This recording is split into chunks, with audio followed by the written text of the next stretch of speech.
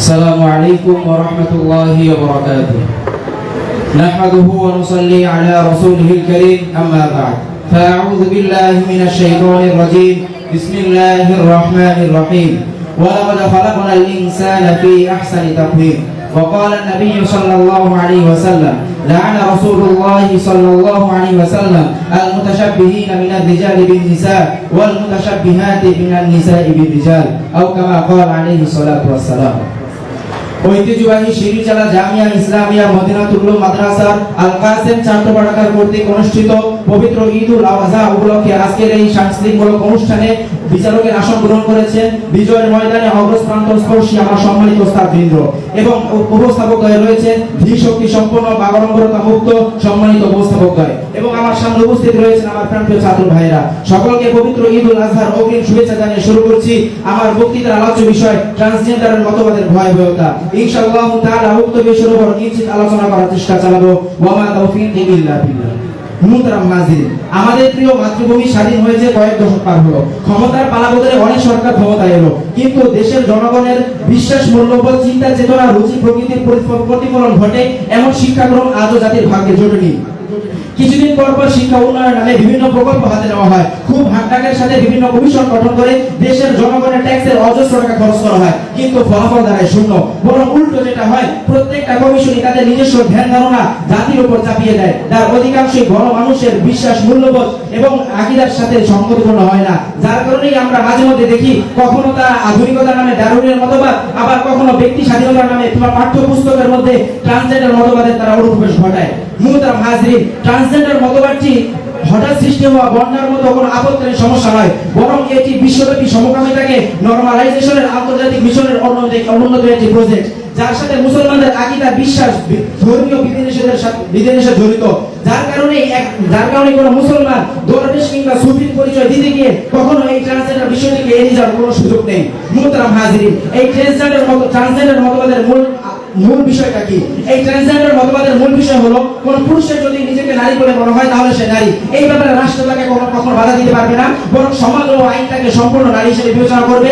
রাষ্ট্রীয় সমস্ত অধিকার, সমস্ত সুবিধা তাকে দিতে হবে। চাই সে পুরুষ শারীরিকভাবে সমস্ত সুস্থ হোক, চাই সে 3 বাচ্চার বাপ হোক, তাতে কোনো সমস্যা নেই। অনুরূপভাবে কোনো নারী যদি মনে হয় সে পুরুষ তাহলে সে পুরুষ, এই ব্যাপারে রাষ্ট্র তাকে কোনো বাধা দিতে পারবে না। চাই সে নারীর মাসিক হোক, চাই সে নারী গর্ভবতী হওয়ার সক্ষমতা রাখুক, তাতে কোনো বাধা দিবে না। এবং কখনো যদি নিজেকে পুরুষ মনে করা নারী কোনো সন্তান জন্ম দেয়, তাহলে এই বিষয়টি ট্রান্সজেন্ডার মতবাদের বিভ্রান্তি প্রমাণ করবে না, বরং ট্রান্সজেন্ডার মতবাদের ভিত্তিতে তখন এটাই প্রমাণ হবে একজন পুরুষ ও সন্তান প্রসব করতে সক্ষম। মুহতারাম হাজির, এখন স্বাভাবিকভাবে প্রশ্ন আসে, বাংলাদেশের মতো মুসলিম অধ্যুষিত দেশের পাঠ্যপুস্তকের মধ্যে কিভাবে এই বিকৃত মানসিকতার অনুপ্রবেশ ঘটলো? মুহতারাম হাজির, উত্তরের খোঁজে পিছনে কয়েকটা পৃষ্ঠা উল্লেখ দেখা যায়। 2015 সালে আমেরিকায় যখন সমকামী বিবাহের বৈধতা দেওয়া হয়, ঠিক তার পরবর্তী সময়ে পশ্চিমা বিশ্বগুলো পুরো বিশ্বব্যাপী সমকামিতাকে নরমালাইজেশনের জন্য কোটি কোটি লক্ষ US ডলার ইনভেস্ট করার জন্য তারা আগ্রহী হয়, যার পরবর্তীতে পাশ্চাত্যের সমস্ত দেশ এবং স্বয়ং জাতিসংঘ এই বিষয়গুলো প্রত্যেকটা দেশের মধ্যে ছড়িয়ে দেয়। যার ফলস্বরূপ পাশ্চাত্যের প্রসব করা কিছু এনজিও, যার মধ্যে এলগা, ছায়ান, ভতু এবং এনজিওসি বাংলাদেশের মতো প্রায় 30টি কমিউনিটি বেসড অর্গানাইজেশনের মাধ্যমে বাংলাদেশে এই ট্রান্সজেন্ডারের মতবাদ ঢুকে। পাশাপাশি দেশীয় সহযোগী দল হিসেবে বাংলাদেশের ডেইলি স্টার, সমকাল, প্রথম আলো এবং 71 টিভির মতো কিছু হলুদ মিডিয়া বাংলাদেশের প্রতিটি মুসলমান, প্রতিটি জনগণের মনে মনে ঢুকিয়ে দেয় ট্রান্সজেন্ডার একটি সুন্দর মতবাদ। মুহতারাম হাজিরিন, আর একটা প্রসিদ্ধ কথাই হলো, কোন জাতিকে যদি ধ্বংস করতে হয় তাহলে সেই জাতির পাঠ্যপুস্তক, সেই জাতির শিক্ষা ব্যবস্থাকে ধ্বংস করে দিতে হবে। আর সেই উদ্দেশ্যে বাংলাদেশের পাঠ্যপুস্তকের মধ্যে ট্রান্সজেন্ডার মতবাদের অনুপ্রবেশ ঘটিয়েছে। মুহতারাম হাজিরিন, ট্রান্সজেন্ডারের মূল হাকিকত আর উদ্দেশ্য বুঝে থাকলে এই ট্রান্সজেন্ডার মতবাদের ভয়াবহতা নিয়ে আর কিছু বলার অপেক্ষা রাখে না। এই পাশ্চাত্যের যৌন বিকৃতির শীর্ষে রয়েছে এই ট্রান্সজেন্ডার, যাকে বলা হয় সমস্ত অনিষ্টতার মূল। ইসলামের দৃষ্টিতে এই মতবাদটি সম্পূর্ণ কুফরি এবং এই মতবাদটি মারাত্মক জঘন্য। একটু লক্ষ্য করুন, যে সমস্ত পুরুষ নিজেদেরকে নারী মনে করে অপারেশনের মাধ্যমে অস্ত্রোপচার করে নিজেদের সমস্ত অঙ্গ হানি করে নারী সাজছে, অনুরূপভাবে যেই নারী নিজের অস্ত্রোপচার করে পুরুষ সাজছে, সে পরিপূর্ণভাবে আল্লাহ তাআলার ওই আয়াতের বিরোধিতা করছে। ওয়ালাকাদ খালাকনাল ইনসানা ফি আহসানি তাকওয়িম, আমি মানুষকে সুন্দর অবয়ব দ্বারা সৃষ্টি করেছি। পক্ষান্তরে ট্রান্স নারী কিংবা ট্রান্স পুরুষ এটাই প্রমাণ করছে আল্লাহ তাআলা আমাকে যে পুরুষ হিসেবে বানিয়েছেন আমি তাতে সন্তুষ্ট নই, বরং আমি নারী হিসেবে হিসেবে সন্তুষ্ট বোধ করি, যা সম্পূর্ণ কুফরি। মুহতারাম হাজির, এখন হয়তো বলতে পারেন যে সমস্ত ট্রান্স নারী পুরুষেরা অস্ত্রোপচার ছাড়াই নিজেদেরকে নারী পুরুষ দাবি করে, তাদের আপনি কি বলবেন?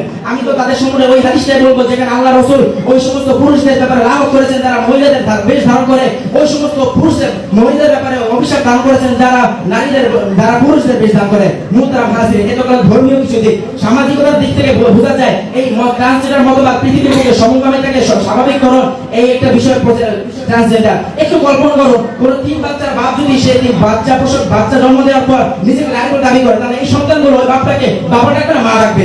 মুহতারাম হাজির, আরো লক্ষ্য করুন, যদি কোনো ট্রান্স নারী কিংবা ট্রান্স পুরুষ মারা যায় তাহলে তার মৃত্যুর পরে তার মিরাজ থেকে ভাগ করা হবে। এবং যদি খুঁটিনাটি বিষয় লক্ষ্য করা হয় তাহলে দেখা যাবে এই ট্রান্সজেন্ডার মতবাদের ভয়াবহতায় পুরো দেশ আজকে বিলাপ হয়ে রয়েছে।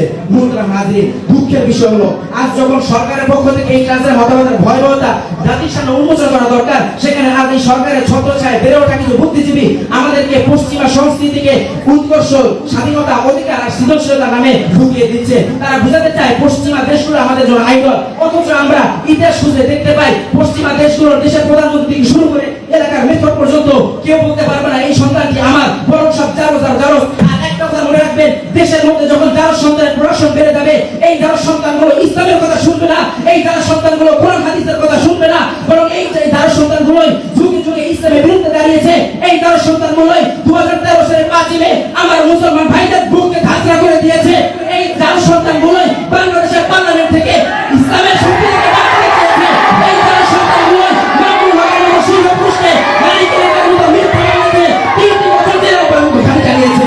মুহতারাম হাজির, একটা কথা স্পষ্ট বলে দিতে চাই, হয়তো দেশের রাজনীতি কোনো ব্যক্তিবর্গ তাদের ক্ষমতার অর্থের ব্যাপারে কথা বলবে না, দেশের সাধারণ জনগণ তাদের হুমকি কথা বলবে না, কিন্তু নবীর একজন ওয়ারিস হিসাবে আমি যখন দেখছি আমার জাতি অধঃপতনে যাচ্ছে, আমার জাতি আজ ধ্বংসের মুখে নিবেদিত, আমি কখনোই চুপ থাকতে পারি না। একটা কথা স্পষ্ট বলে যাই, বুকের মধ্যে এক ফোঁটা রক্ত যখন বিদ্যমান থাকবে, হয়তো আমি জানি আজকে ছোট মঞ্চ থেকে যে বক্তব্য দিচ্ছি এটা পার্লামেন্ট পর্যন্ত যাবে না, আমার কথার দ্বারা ট্রান্সজেন্ডার মতবাদের মুছে যাবে না, বরং আমি বক্তৃতা দেব। আমি একটা কথা বলতে চাই, হয়তো আমরা একদিন থাকবো না। আজকে যারা ছোট রয়েছে তোমরা মনে রাখো, এই তাগুতি সরকার এই বাংলাদেশটাকে পশ্চিমাদের দালাল বানানোর জন্য পায়তারা করছে। সুযোগ নেই নিজের ঈমানের পাশাপাশি নিজের ঈমানকে রক্ষা করার জন্য, দেশের স্বাধীনতা রক্ষা করার জন্য, নিজের জাতীয়তাকে রক্ষা করার জন্য তোমাদেরকে জাগ্রত হতে হবে, অধিক পরিমাণে পড়াশোনা করতে হবে, আর এই সমস্ত বিরোধী শক্তিদের বিরুদ্ধে তোমাদের বলিষ্ঠ হুঙ্কার দিয়ে যেতে হবে। পরিশেষে আল্লাহ তাআলা দরবারে একটি কথাই বলবো, আল্লাহ রাব্বুল আলামিন আমাদের সকলকে প্রত্যেকটা বিষয়ে প্রত্যেকটা বিষয়ে সূক্ষ্ম বিষয়গুলো নিয়ে গবেষণা করে জাতির সামনে তুলে ধরার তৌফিক দান করুক। ওয়া আখিরু দাওয়ানা আলহামদুলিল্লাহি রাব্বিল আলামিন। ওয়াসসালামু আলাইকুম ওয়া রাহমাতুল্লাহি ওয়া বারাকাতুহু।